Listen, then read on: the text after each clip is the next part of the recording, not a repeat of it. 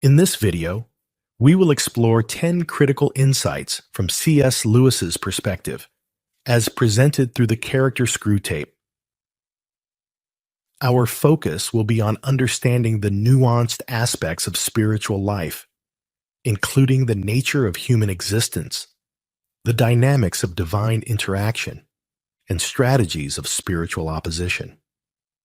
We will examine topics such as the balance between spirit and flesh, the purpose of suffering, the essence of faith beyond emotion, and the true source of pleasure.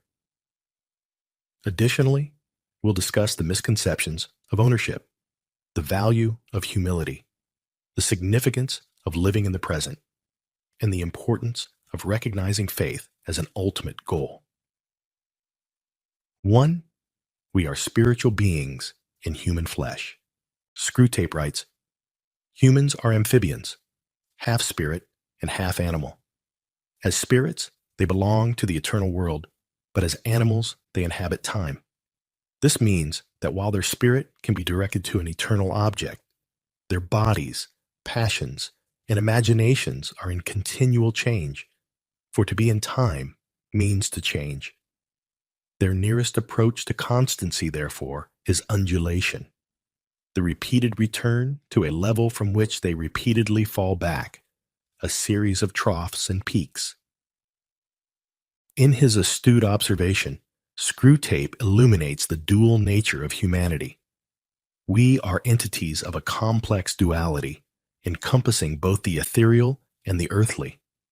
He posits that humans exist as a kind of amphibian, straddling two distinct realms, the spiritual and the temporal. Our spirits, tethered to the eternal, aspire towards the immutable and the divine, seeking to align with an everlasting essence beyond the confines of our earthly existence. Yet, as creatures of flesh, we are irrevocably anchored in the realm of time, a domain where change is the only constant. Our bodily desires, our passions, and the flights of our imagination are subject to the inexorable march of time, transforming with each passing moment. This temporal condition subjects humans to a rhythm of rise and fall, an undulation akin to the ebb and flow of the tides. Our journey towards spiritual constancy is marked by a succession of ascents and descents, moments of enlightenment and clarity, followed by times of faltering and retreat. This cyclical pattern of peaks and troughs reflects our struggle to maintain a steadfast course towards the eternal, amidst the vicissitudes of our mortal coil. 2. God really does love us and uses our pain and suffering to bring us closer to Himself. Screwtape writes, now, it may surprise you to learn that in his God's efforts to get permanent possession of a soul, he relies on the troughs even more than on the peaks. Some of his special favorites have gone through longer and deeper troughs than anyone else. The reason is this. To us, a human is primarily food. Our aim is the absorption of its will into ours, the increase of our own area of selfhood at its expense. But the obedience which the enemy demands of men is quite a different thing. One must face the fact that all the talk about his love for men and his service being perfect freedom is not, as one would gladly believe, mere propaganda, but an appalling truth. He really does want to fill the universe with a lot of loathsome little replicas of himself, creatures whose life, on its miniature scale, will be qualitatively like his own, not because he has absorbed them, but because their wills freely conform to his. We want cattle who can finally become food. He wants servants who can finally become sons. We want to suck in. He wants to give out. We are empty and would be filled. He is full and flows over. Screwtape's reflections offer a profound insight into the nature of divine love and the purpose behind the trials and tribulations that beset the human journey. It reveals an unexpected truth that God, in His infinite wisdom and boundless love, places a greater reliance on the valleys of our existence, the times of pain and suffering, than on the peaks of joy and triumph. It is within these deeper and more prolonged troughs that the divine craftsman works most intimately, shaping the souls of his cherished ones, drawing them closer to himself in a communion of profound depth and significance. To the cynic, the notion that God utilizes our sufferings as instruments of divine proximity might seem paradoxical, even disconcerting. Yet Screwtape elucidates that this divine strategy is born not of a desire to subjugate or to assimilate, but of a longing for genuine fellowship and kinship. Unlike the malevolent forces that hunger for the absorption of the human will, seeking to diminish the individual by assimilating their essence into a greater darkness, the love of God operates through a radically different paradigm. The obedience He seeks is not the surrender of identity, but the harmonization of the human will with the divine, a process that enhances rather than diminishes the individual. This divine aspiration is to populate the cosmos with beings who, though minuscule in their likeness to the infinite, reflect His nature in their capacity for love, freedom, and self-giving. The comparison drawn between the insatiable emptiness of malevolent entities and the overflowing fullness of the divine essence underscores a fundamental difference in intention. One seeks to consume and dominate, the other to enrich and elevate. God envisages a family of spirits, united not by coercion, but by love, each freely aligning their will with His, transforming from mere servants into beloved sons and daughters. In this light, our sufferings and sorrows are not merely burdens to be borne, but are, paradoxically, gifts that draw us into closer intimacy with the divine. Through these experiences, we are invited to share in the very life of God, to partake in a reality that transcends our temporal afflictions, and to find in our Creator not only refuge but kinship, as we journey towards becoming reflections of His infinite love and goodness. 3. We are called to live by faith, not by our feelings. Screwtape writes, "Whenever they, humans, are attending to the enemy himself, God, we are defeated, but there are ways of preventing them from doing so. The simplest is to turn their gaze away from him towards themselves. Keep them watching their own minds and trying to produce feelings there by the action of their own wills. When they meant to ask him for charity, let them instead start trying to manufacture charitable feelings for themselves and not notice that this is what they are doing. When they meant to pray for courage, let them really be trying to feel brave.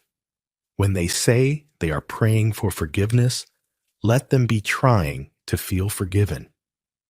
Teach them to estimate the value of each prayer by their success in producing the desired feeling. And never let them suspect how much success or failure of that kind depends on whether they are well or ill, fresh or tired at the moment. In the labyrinth of human consciousness, Screwtape delineates a subtle yet potent stratagem employed to divert souls from the essence of their spiritual quest. This tactic hinges on the misdirection of focus. From the transcendent and outward-looking gaze upon the divine to an introspective, self-absorbed scrutiny of one's own emotional landscape. The peril lies not in the acknowledgement of one's feelings, but in the elevation of these feelings as the metric of spiritual fidelity and divine communion. Humans, in their earnest yearning for connection with the divine, often misconstrue the nature of faith mistaking the warmth of fervent emotion for the substance of spiritual communion. Screwtape advises his fellow tempters to exploit this misconception, guiding souls to chase after manufactured sentiments as indicators of spiritual vitality and divine favor. In doing so, individuals are led astray, ensnared in the pursuit of emotional self-engineering, rather than seeking to cultivate a steadfast reliance on God, irrespective of the fluctuating tides of feeling.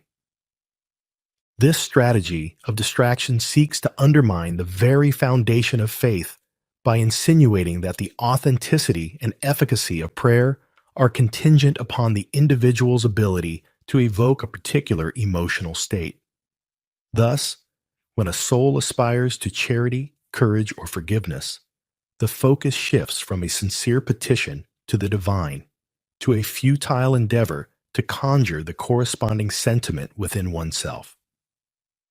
This inward turn not only distances the soul from God, but also engenders a false criterion for spiritual success, measured by the ephemeral and often deceptive barometer of feelings.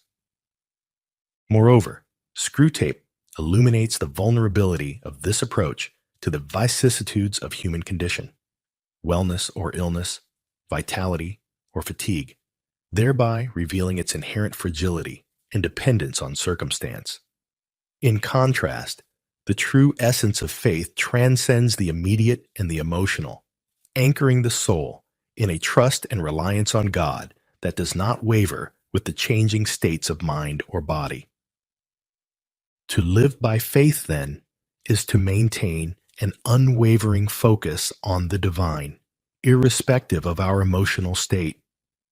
It is to understand that the depth and authenticity of our spiritual life are not predicated on our ability to feel a certain way, but on our steadfast commitment to seek God, to align our will with His, and to trust in His presence and guidance, even in the absence of tangible emotional confirmation.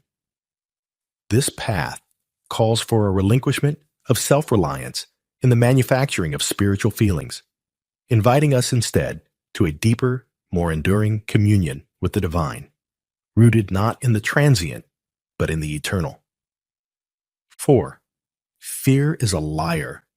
Screwtape writes, "We want him to be in the maximum uncertainty so that his mind will be filled with contradictory pictures of the future, every one of which arouses hope or fear. There is nothing like suspense and anxiety for barricading a human's mind against the enemy God. He wants men to be concerned with what they do. Our business is to keep them thinking about what will happen to them." Screwtape's counsel unveils a diabolical strategy predicated on the manipulation of fear, illuminating the shadowy mechanics by which souls are ensnared in a web of uncertainty and apprehension.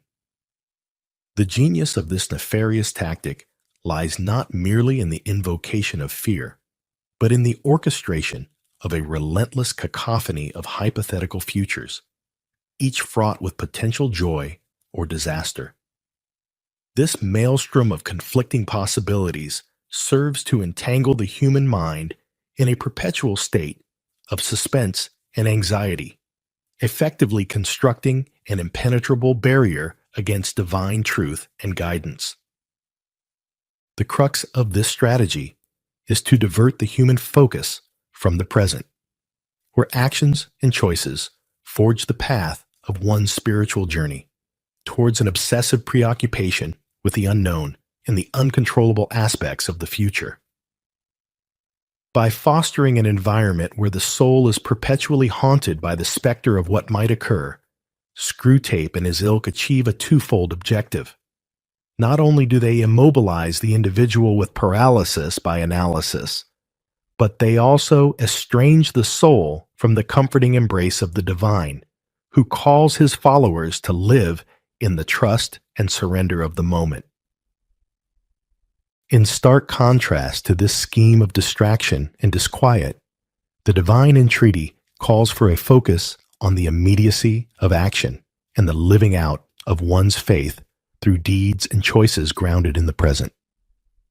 This divine perspective champions a liberation from the tyranny of hypothetical futures, advocating for a serene trust in God's providence and guidance.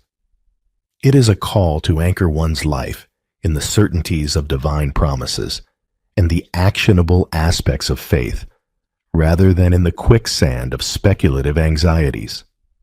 Fear, as characterized by Screwtape, emerges not as a mere emotion, but as a weaponized lie, a tool wielded with precision to sow discord and division between the soul and its maker. It is a smokescreen designed to obscure the luminous truth of God's unwavering presence and the inherent strength endowed to each individual to navigate the challenges of life with courage and faith. To dismantle the lies of fear, then, is to reclaim the sovereignty of the present moment, to focus on the concrete reality of God's love and commandments, and to engage in the sacred task of living out one's faith with conviction and purpose. It is a defiant affirmation of trust over trepidation, of action over inertia, and of divine truth over the shadows of doubt. In this light, the soul finds its fortress not in the elusive certainties of the future, but in the steadfast love and guidance of the eternal, whose perfect love casts out all fear. 5. God is the source of all good. Screwtape writes, "You are much more likely to make your man a sound drunkard by pressing drink on him as an anodyne when he is dull and weary than by encouraging him to use it as a means of merriment among his friends when he is happy and expansive." Never forget that when we are dealing with any pleasure in its healthy and normal and satisfying form, we are, in a sense, on the enemy's ground. I know we have won many a soul through pleasure. All the same, it is his invention, not ours. He made the pleasures. All our research so far has not enabled us to produce one. All we can do is to encourage the humans to take the pleasures which our enemy has produced, at times, or in ways, or in degrees, which he has forbidden. Screwtape's musings cast a revealing light on the profound yet often overlooked truth that every genuine delight and pleasure, in its pure and unadulterated form, is a reflection of the divine essence. It is an affirmation that all that is truly good, joyful, and fulfilling in the world originates not from the shadows of temptation, but from the boundless creativity and benevolence of God Himself. The Creator, in His infinite wisdom and love, has imbued the fabric of creation with an array of pleasures, each designed to enrich the human experience and to draw souls closer to the beauty and goodness that emanate from His being. However, the perversion of these divine gifts becomes a tool in the arsenal of those who seek to ensnare and divert souls from their celestial calling. Screwtape reveals the tactical manipulation of pleasure, not as an instrument of joy and communion, but as a means of entrapment. The strategy is insidious: to take what is inherently good and to twist its purpose and use, leading humans away from the moderation, gratitude, and mindfulness with which these gifts were intended to be received.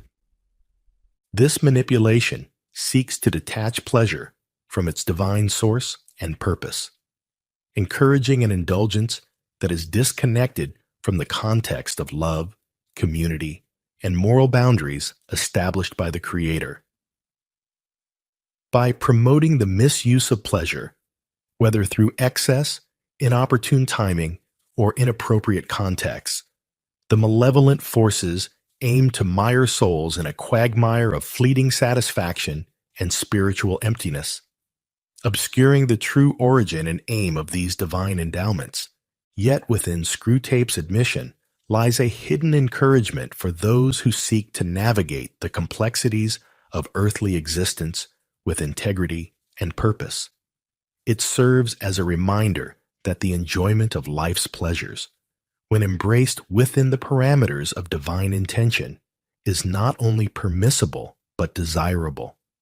It underscores the reality that true joy is found not in the perversion of pleasure, but in its appreciation as a gift from God, meant to enhance our lives, foster genuine connections, and lead us back to the giver of all good things. Thus, the challenge for humanity is to discern the proper use and enjoyment of the pleasures bestowed upon us, to recognize them as echoes of the divine generosity, and to allow them to elevate our hearts and minds in gratitude and reverence towards the source of all that is good. In doing so, we reclaim the beauty of pleasure from the clutches of manipulation, and we celebrate it as a testament to the goodness and love of God, who desires our ultimate joy and fulfillment. 6. We cannot rightly claim anything as our own. Screwtape writes, "Men are not angered by mere misfortune, but by misfortune conceived as injury. And the sense of injury depends on the feeling that a legitimate claim has been denied. The more claims on life, therefore, that your patient can be induced to make, the more often he will feel injured, and as a result, ill-tempered. You must therefore zealously guard in his mind the curious assumption, my time is my own. Let him have the feeling that he starts each day as the lawful possessor of 24 hours. Through the cunning voice of Screwtape, we are ushered into a reflection on the profound illusion of possession that entangles the human heart. The suggestion that misfortune stirs anger not in its own right, but when perceived as an infringement upon one's perceived entitlements, unveils a deep-seated vulnerability within the human psyche. This vulnerability lies in the erroneous belief that we hold sovereign ownership over certain aspects of our existence, be it time, possessions, or even our very selves. This belief, as insidious as it is widespread, becomes a fertile ground for discontent, bitterness, and strife. The admonition to cultivate in the human mind the notion that my time is my own serves as a strategic ploy to isolate the individual from the broader tapestry of communal and divine interdependence. It instills a false sense of autonomy and entitlement, leading to frustration and anger when the inevitable vicissitudes of life disrupt this perceived dominion. This mindset traps individuals in a cycle of grievance and disillusionment, as the myriad uncontrollable factors that impinge upon our lives are construed as personal affronts rather than as facets of the shared human experience. Yet, in the wisdom of this portrayal lies a subtle invitation to embrace a more liberating perspective. By relinquishing the fallacy of ownership over our time and possessions, we open ourselves to a deeper recognition of our fundamental interdependence and the grace that sustains our every moment. This shift in perspective frees us from the shackles of entitlement and resentment, allowing us to live with a sense of gratitude and openness to the unfolding of life's mysteries. To understand that nothing we claim as our own truly belongs to us is not to embrace nihilism or passivity, but to acknowledge the transient and gift-like nature of existence. It invites us to hold lightly to the things of this world, to cherish and steward them without attachment or avarice. In doing so, we align ourselves more closely with the divine economy of generosity and love, in which all things are given and received as manifestations of grace. This realization beckons us to a life marked not by grasping and grievance, but by gratitude and generosity. In the relinquishment of our illusory claims, we discover the freedom to love more fully, to give more freely, and to participate more deeply in the joyous communion that binds all creation. In this light, the very notion of possession is transformed from a source of strife to a call to stewardship and service, reflecting the boundless generosity of the Creator, from whom all blessings flow. 7. Humbling ourselves leads to greater love for ourselves and others. Screwtape writes, "To anticipate the enemy's God's strategy, we must consider his aims. The enemy wants to bring the man to a state of mind in which he could design the best cathedral in the world, and know it to be the best, and rejoice in the fact without being any more or less or otherwise glad at having done it than he would be if it had been done by another. He wants to kill their animal self-love as soon as possible. But it is his long-term policy, I fear, to restore to them a new kind of self-love, a charity and gratitude for all selves, including their own. When they have really learned to love their neighbors as themselves, they will be allowed to love themselves as their neighbors. For we must never forget what is the most repellent and inexplicable trait in our enemy. He really loves the hairless bipeds he has created and always gives back to them with his right hand what he has taken away with his left. In the intricate dance of divine paradoxes that Screwtape begrudgingly outlines, we find a profound spiritual principle. The path to authentic self-love and love for others is forged through the crucible of humility.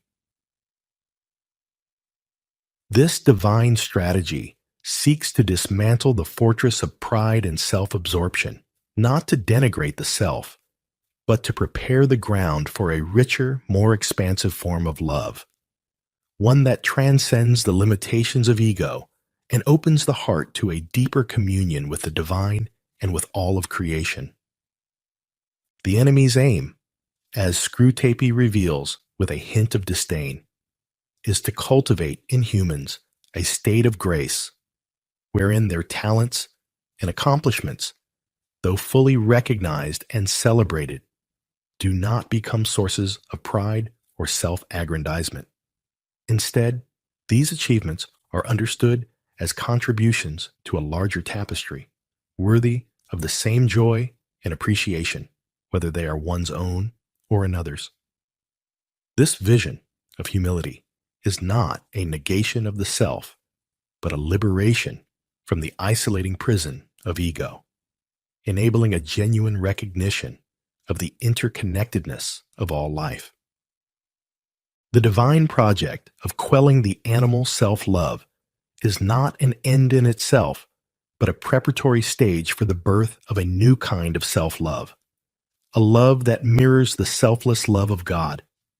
This renewed self-love is characterized by charity and gratitude, not only for oneself, but for every being, recognizing the divine image imprinted within each. It is a love that understands the command to love one's neighbor as oneself, not as a call to diminish oneself, but to elevate and honor the divine spark within all. Screwtape's reluctant acknowledgement of God's ultimate benevolence reveals a startling truth, that in the divine economy, nothing truly given is lost. The sacrifices we are called to make, the self-love we are asked to surrender, are part of a divine alchemy whereby we are gradually transformed and made capable of a greater love, a love that encompasses both ourselves and our neighbors with equal fervor and devotion. It is a love that reflects the very heart of the Creator, who delights in giving back in abundance what was surrendered in faith.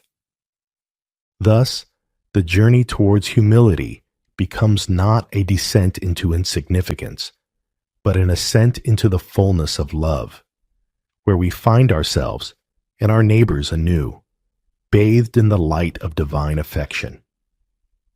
In this light, we discover that the greatest love is not a finite resource to be hoarded, but an infinite flow that enriches us most when it moves through us, unimpeded by pride or fear, to touch the lives of others. In embracing this divine invitation to humility, we step into the vastness of a love that knows no bounds, finding in it our truest selves and our deepest connection to the world around us. 8. We are called to live in the present with an eye toward eternity. Screwtape writes, "The humans live in time, but our enemy, God, destines them to eternity. He would therefore have them continually concerned either with eternity, which means being concerned with Him, or the present, either meditating on their eternal union with or separation from Himself, or else obeying the present voice of conscience, bearing the present cross, receiving the present grace, giving thanks for the present pleasure." But we want a man hag-ridden by the future, haunted by visions of an imminent heaven or hell upon earth, ready to break the enemy's commands in the present if by so doing we make him think he can attain the one or avert the other, dependent for his faith on the success or failure of schemes whose end he will not live to see. In the intricate dance of time and eternity, Screwtape unveils a dichotomy central to the human condition: the tension between living in the moment and the human propensity to be consumed by the future. Through this insight, we are invited to ponder a profound spiritual principle: that our existence, while unfolding in the temporal realm, is ultimately oriented towards an eternal destiny. The counsel to focus on the present, infused with an awareness of eternity, is not a call to disregard the future, but to anchor our lives in a deeper reality that transcends temporal concerns. The directive to be continually concerned either with eternity or the present reflects a vision of life where every moment is imbued with eternal significance. This perspective encourages a mode of living that is deeply present to the immediate demands of conscience, to the crosses we are called to bear, to the grace that is offered here and now, and to the simple joys that dot the landscape of our daily existence. Such a stance fosters an intimacy with the divine, where the soul is attuned to the whisperings of eternity in the midst of the temporal, leading to a life marked by spiritual depth, gratitude, and purpose. Conversely, the strategy to ensnare humanity in an obsession with the future as a realm fraught with either utopian dreams or dystopian fears serves to sever the individual from the richness of the present and the eternal truths that ground our being. This fixation not only distracts from the divine invitation to cultivate a relationship with God in the here and now, but also engenders a state of perpetual anxiety, where the soul is alienated from the peace and guidance that flow from living in communion with the eternal. The manipulation described by Screwtape, urging humans to violate the divine commandments in the pursuit of a future heaven, or in the avoidance of an earthly hell, highlights a fundamental misunderstanding of faith and of the nature of divine promise. True faith is not contingent upon the outcomes of human schemes, nor is it a bargaining chip in the quest for temporal security or success. Rather, it is a steadfast trust in God's providence, a surrender to His will, and a commitment to live according to His commandments, regardless of temporal circumstances or outcomes. To live in the present with an eye toward eternity, then, is to navigate the journey of life with a heart anchored in the eternal love of God, responding to the immediate call of duty, love, and grace with the fullness of our being.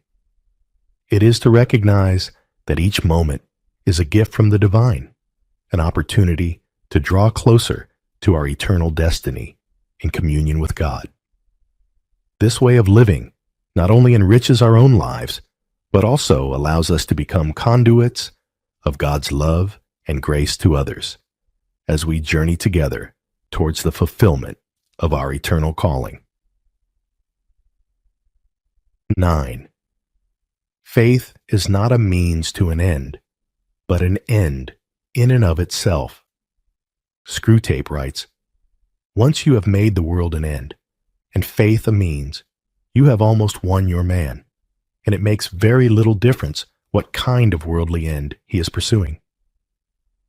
Provided that meetings, pamphlets, policies, movements, causes, and crusades matter more to him than prayers and sacraments and charity, he is ours, and the more religious, on those terms, the more securely ours." Screwtape's keen observation sheds light on a subtle yet profound distortion that can infiltrate the spiritual journey, the inversion of means and ends, where faith becomes merely instrumental, a tool wielded for the achievement of worldly objectives. This perversion of purpose ensnares the soul, diverting it from the true essence of faith, a direct and intimate communion with the divine, sought for its own sake, not for the fruits it might bear in the realm of temporal affairs. The misalignment suggested, wherein the world becomes the ultimate aim and faith a mere mechanism to attain worldly goals, signifies a deep spiritual malaise. It marks a departure from the understanding of faith as an intrinsic good, a living relationship with God that is both the source and summit of human existence. When faith is relegated to the status of a means, leveraged for the attainment of political, social, or even personal ends, it loses its transformative power, its capacity to draw the soul into deeper union with the divine and to infuse life with the light of His love and truth. The emphasis on meetings, pamphlets, policies, movements, causes, and crusades over prayers and sacraments and charity epitomizes this shift towards activism devoid of spiritual anchor. While engagement with the world and its challenges is a necessary expression of faith, such engagement must flow from a heart firmly rooted in prayer, nourished by the sacraments, and animated by genuine charity. Absent these spiritual foundations, even the most noble endeavors risk becoming hollow, ego-driven campaigns that ultimately serve to distance the soul from God rather than drawing it closer. The warning encapsulated in Screwtape's advice serves as a clarion call to examine the orientation of our hearts and the authenticity of our spiritual pursuits. It invites us to recenter our lives on the primacy of a personal relationship with God, recognizing faith not as a tool for achieving temporal success, but as the very purpose of our existence, a journey towards God that is valuable and worthy in itself. In this journey, the fruits of our faith in the world, acts of love, justice, and compassion, are not the goal, but the natural outflow of a soul in communion with the divine, a testament to the transformative power of living in and through faith for the glory of God and the sanctification of the world. 10. The devil is subtle and cunning. Our policy, for the moment, is to conceal ourselves. I do not think you will have much difficulty in keeping the patient in the dark. The fact that devils are predominantly comic figures in the modern imagination will help you. If any faint suspicion of your existence begins to arise in his mind, suggest to him a picture of something in red tights, and persuade him that since he cannot believe in that, it is an old textbook method of confusing them, he therefore cannot believe in you. Screwtape's counsel unveils the cunning strategy employed by malevolent forces to maintain their influence over humanity, the art of concealment through trivialization and ridicule. By embedding themselves in the fabric of modern culture as figures of mockery and caricature, devils in red tights, so to speak, they ingeniously deflect serious consideration of their existence and operation. This strategy exploits the human tendency to equate the absence of physical, tangible evidence with non-existence, thereby eroding the perception of spiritual realities that lie beyond the empirical. The devil's subtlety lies not only in the orchestration of temptations and misfortunes, but in the more insidious task of obscuring their very presence from human awareness. In persuading the individual that the concept of devils is antiquated and laughable, they effectively remove themselves from the realm of consideration, operating in the shadows unchallenged and undetected. This maneuver is particularly effective in an age characterized by skepticism and a predilection for rational, empirical evidence as the sole arbiter of truth. The brilliance of this strategy is that it does not require the outright denial of spiritual realities. Rather, it relies on the nuanced manipulation of perception, leading individuals to dismiss the spiritual realm on the grounds of its seeming irrelevance or absurdity. By equating the existence of malevolent spiritual entities with childish or fantastical imagery, they ensure that any nascent curiosity or suspicion is quickly quashed by the fear of intellectual embarrassment or by the individual's own rationalist presuppositions. Yet this very subtlety serves as a stark reminder of the complexity and depth of the spiritual battleground in which humanity finds itself. It calls for a discernment that transcends the limitations of the visible and tangible, urging us to remain vigilant and aware of the myriad ways in which spiritual forces influence the tapestry of our lives. Recognizing the subtlety and cunning of these forces compels us to arm ourselves with wisdom, faith, and a deepened awareness of the spiritual dimensions of existence. In navigating this landscape, we are reminded that the battle is not fought solely within the confines of human reasoning and empirical evidence, but within the deeper realms of the spirit.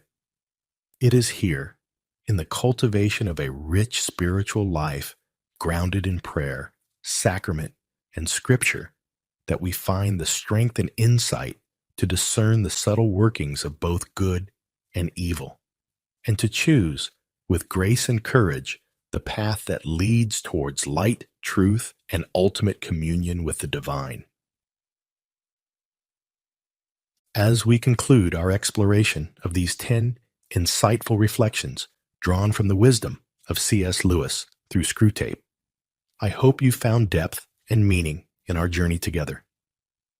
If this video resonated with you and you appreciate delving into the complexities of spiritual and moral understanding, please consider showing your support by liking this video and subscribing to the channel.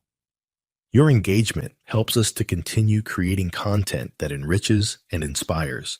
For those who are particularly moved by what we've discussed and wish to dive even deeper, I invite you to become a member of our community. Members will receive an exclusive ebook next month, expanding on the themes we've explored today and offering further food for thought on your spiritual journey. Don't forget to check the links in the description below for more resources and ways to engage with our content. Your support and curiosity mean the world to us, and we're excited to continue this journey together, exploring the profound insights that literature and philosophy offer to our lives.